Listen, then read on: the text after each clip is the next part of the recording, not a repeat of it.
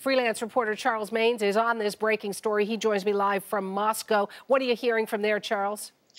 Well, as you know, a large explosion occurred in the metro in St. Petersburg in the mid-afternoon. It's still a heavily traveled metro, one of the 19th, in fact, busiest in the world, according to figures.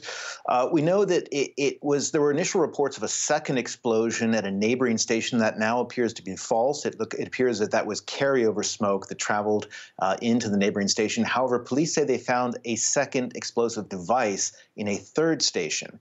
And they're looking into that. As you know, the number is so far 10 dead, scores injured. We have the number at 50. There's been some news of several of the injured being deposited to local hospitals in St. Petersburg.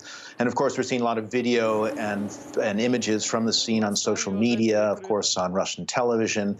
They seem to show that the blast came from inside the metro car. You can see the doors twisted outwards, which suggests that the device was in fact placed inside the wagon.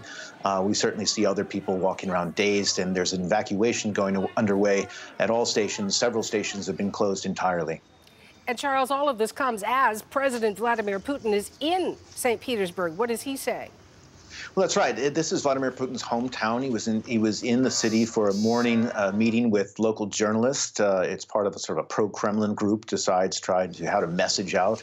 And he expressed condolences to the dead and injured, and to the families of the dead and injured.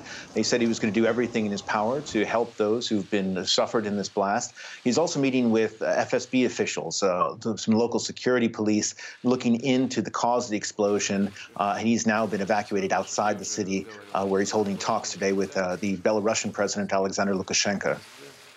Thank you for that, Charles. We'll talk again. That's freelance reporter Charles Maines in Moscow.